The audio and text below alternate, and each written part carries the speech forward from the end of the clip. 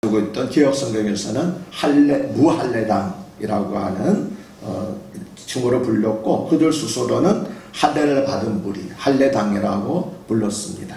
그런데 바울은 11절에서 은근히 그들을 이제 비꼬고 있는 것이 손으로 육체의 할례를 받은 무리로 칭하는 자들로부터 이렇게 말함으로써 할례는 사람의 손으로 할례가 있고 하나님께서 하시주시는 심령의 할례가 있는데 유대인들은 육체의 할례를 자랑하는 사람들이라는 것을 이렇게 말하고 있습니다. 그런데 바울은 12절에서는 똑같이 그때의 너희는이라고 시작합니다. 그때의 너희는 그리스도 밖에 있었고 이스라엘 나라 밖의 사람이라 약속의 언약들에 대하여는 의인이요 세상에서 소망이 없고 하나님도 없는 자이더니라고 말했습니다. 11절이 바울이 유대인의 관점을 말한 것이라면 12절은 바울 자신의 관점을 말한 것입니다. 유대인들이 할례라는 외적인 표시를 가지고 하나님의 백성 여부를 구분했다면 바울은 언약이라고 하는 내적인 믿음을 가지고 하나님의 백성 여부를 구분한 것입니다. 따라서 바울의 이러한 관점을 오늘날 우리에게 적용한다면 그리스도인인가 아닌가 하는 것은 세례라는 외적인 표시에 의해서 결정되는 것이 아니라 하나님의 믿음에 대한 내적인 믿음에 의해서 결정이 된다. 그러니까 하나님의 약속의 믿음에 대해서 우리 약속의 말씀에 대해서 우리 믿음을 갖고 있는가, 이것이 진정으로 내가 그리스도인인가 아닌가 하는 것을 판단하는 것이지 세례를 받고 안 받고 하는 것이 중요한 것이 아니다라고 그렇게 말할 수 있겠습니다.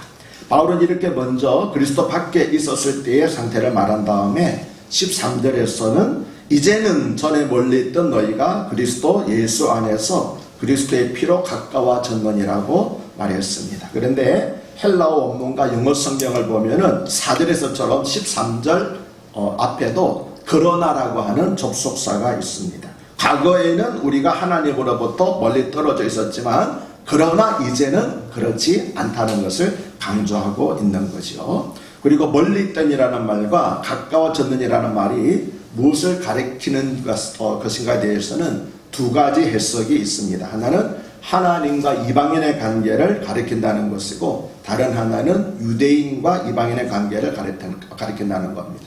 그리스도 바깥에 있었을 때는 우리가 하나님과 관계가 멀어져 있었다 이렇게 말할 수도 있고, 그리스도 바깥에 있었을 때는 이방인과 유대인의 관계도 멀어져 있었다 이렇게 말할 수도 있다고 하는 거죠. 그런데 예수 그리스도를 믿음으로 말미암아 하나님과의 관계도 가까워졌고 유대인과 이방인의 관계도 가까워졌다. 두 가지 해석이 다 가능한 것입니다. 그런데 본문의 순서를 보면 하나님과의 관계가 회복될 때 인간관계 회복도 이루어지는 것을 알 수 있습니다. 그러니까 하나님과 먼저 가까워지는 걸 말하고 그 다음에 유대인과 이방인에 가까워지는 것을 말하는 순서를 주목해야 될 것입니다. 중요한 것은 그것이 하나님과 이방인의 관계이든 혹은 유대인과 이방인의 관계이든 그 화해의 중심에는 예수 그리스도의 피가 있다는 사실입니다. 오랜 세월 동안 유대인과 이방인은 서로 반목하고 멸시하며 미워하였습니다. 유대인들이 볼 때 이방인들은 감히 상종하지 못할 부류였습니다. 지난주 설교에서 말씀드린 것처럼 유대인들은 이방인의 땅을 다녀온 후에는 혹은 시장에서 이방인들과 접촉한 다음에는 손발을 깨끗이 씻었다고 말씀을 드렸죠. 부정하다고 생각했기 때문입니다. 이 둘 사이 간격이 얼마나 심각했던지 바울은 14절에서 그것을 중간에 막힌 담이라고까지 표현을 했습니다. 그런데 여기 중간에 막힌 담이라고 하는 것은 유대인과 이방인 사이에 어떤 심리적인, 영적인, 종교적인 장벽이 있었다는 말도 되지만 실제로 성전에 보면은 이방인의 뜰이 있죠. 이방인의 뜰이 있고 그 다음에 이제 바깥 안으로 들어가서 유대인들이 들어갈 수 있는 성전이 있습니다. 그런데 유대인들이 들어갈 수 있는 뜰과 그다음 이방인들 뜰 사이에는 높지는 않지만 낮은 담장이 있습니다. 그리고 그 담장에는 어떤 이방인을 할지라도 이 담을 넘어서 넘어가면은 죽임을 당한다고 하는 그런 경고문이 써져 있었습니다. 그래서 그거를 말한다고 하고 하는 그런 학자들도 있습니다. 이렇게 도저히 넘을 수 없는 벽이 유대인과 이방인 사이를 가로막고 있었습니다. 그런데 바울은 유대인과 이방인 사이의 분열과 다툼과 미움으로 인해서 생긴 이 중간에 막힌 담을 예수 그리스도께서 자신의 몸으로 자신의 육체로 허무셨다고 선언을 했습니다. 그러면 예수님께서는 어떻게 유대인과 이방인 사이에 막힌 담을 자신의 몸으로 허무셨을까요? 바로 십자가에서 흘리신 예수 그리스도의 피로 그렇게 하셨습니다. 우리 16절에서 18절을 함께 읽어보겠습니다. 또 십자가로 이 둘을 한 몸으로 하나님과 화목하게 하려 하심이라. 원수된 것을 십자가로 소멸하시고 또 오셔서 먼 데 있는 너희에게 평안을 전하시고 가까운 데 있는 자들에게 평안을 전하셨으니 이는 그로 말미암아 우리 둘이 한 성령 안에서 아버지께 나아감을 얻게 하려 하시니라. 아멘. 예수 그리스도께서 오셔서 먼 데 있는 이방인에게 평안을 전하셨습니다. 그리고 가까운 데 있는 유대인들에게도 평안을 전하셨습니다. 그런데 이 말씀은 예수님께서 유대인과 이방인들에게 서로 싸우지 말고 평화롭게 지내라고 했다는 그런 말씀은 아닙니다. 여기서 평안을 전했다는 말은 평안의 복음을 전했다는 말이기 때문입니다. 그리고 평안의 복음은 예수 그리스도로 말미암아 죄인들이 하나님과 화평을 이루게 된 것을 의미합니다. 예수님께서는 사도들을 통해서 이방인들에게 평안의 복음을 전했습니다. 또 유대인들에게도 동일한 평안의 복음을 전하였습니다. 그리하여 먼 데 있는 이방인들과 가까운 데 있던 유대인들이 한 성령 안에서 한 아버지 하나님께 함께 나아가도록 했습니다. 그래서 그들은 한 성령 안에서 그리고 한 아버지 하나님 앞에서 함께 만나게 된 것입니다. 그러니까 평안의 복음으로 말미암아 그들 각자가 하나님과 화목하게 됐잖아요. 그래서 하나님 앞에 가까이 감으로 인하여서 멀리 떨어져 있던 그들도 한 자리에 모이게 되었다라고 바울은 말하고 있습니다. 그래서 이제 예수 그리스도 안에는 유대인도 없고 이방인도 없고 오직 한 몸, 세 사람이 있을 뿐이라는 것입니다. 이 한 몸, 세 사람은 그리스도 안에서 유대인과 이방인이 하나가 된 새로운 신앙 공동체인 교회를 가리킵니다. 그리스도 안에서 한 몸, 세 사람의 교회는 유대인과 이방인의 차별이 없고 남자와 여자의 차별이 없으며 부자와 가난한 자의 차별이 없고 종과 주인의 차별이 없습니다. 왜냐하면 주님께서 십자가로 이 모든 차별을 폐하셨기 때문입니다. 그러므로 교회 안에는 어떤 편견이나 특권의식에 따른 구별도 없어야만 합니다. 한 믿음으로 그리스도 안에서 하나됨을 이루는 신앙 공동체, 바로 이것이 에베소서에서 바울이 강조한 교회의 참모습이기 때문입니다.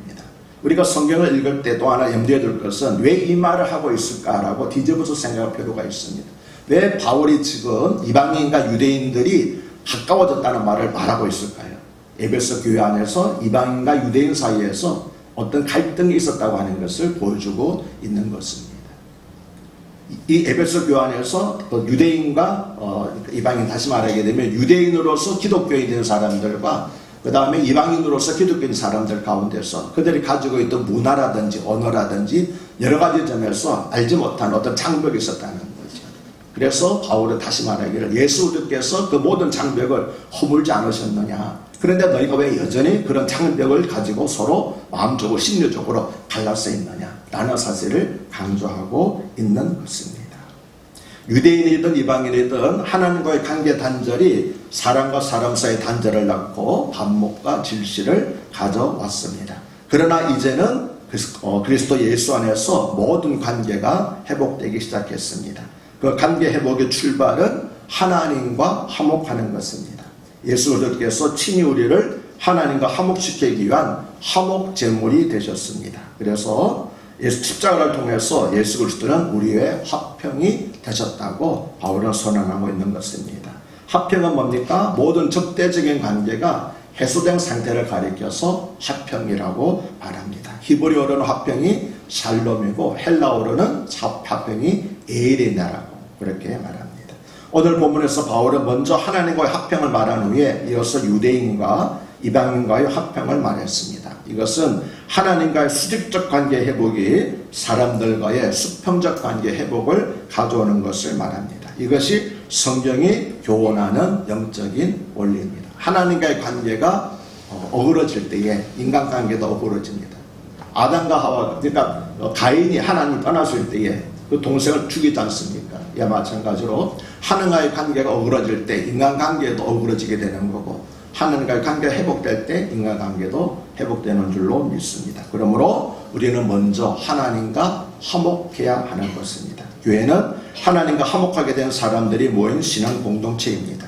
그런 교회 성도들에게 하나님께서는 하나님뿐만 아니라 옆에 있는 사람들과도 화목하라고 말씀을 하셨습니다.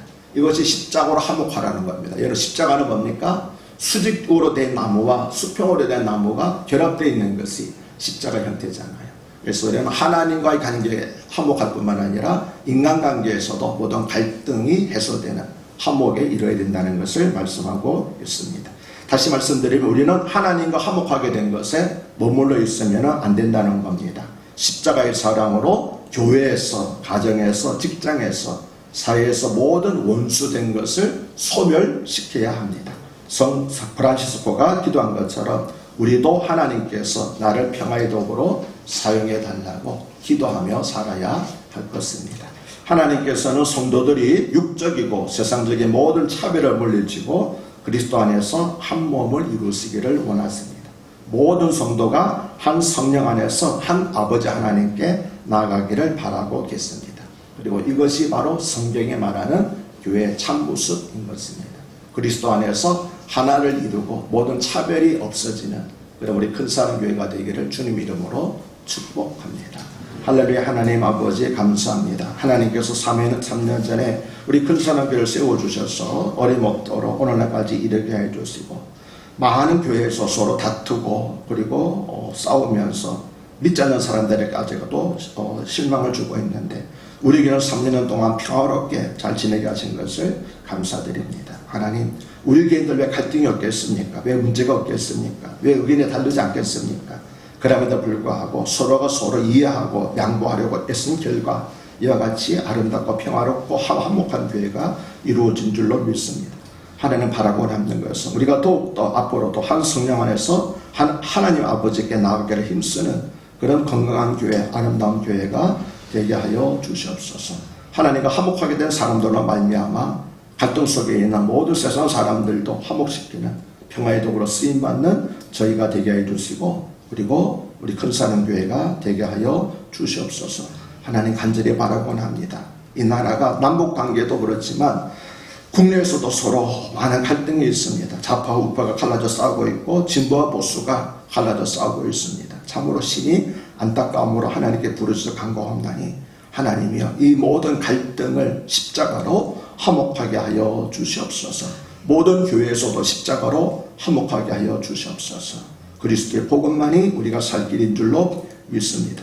평안의 복음을 전해주셔서 평안의 복음으로 말미암아 모든 갈등이 해결되는 아름다운 나라, 아름다운 교회, 아름다운 가정 되게 하여 주시옵소서. 그렇게 해주실 우리 주님 예수님을 받들어 감사하며 축복하며 기도하옵나이다.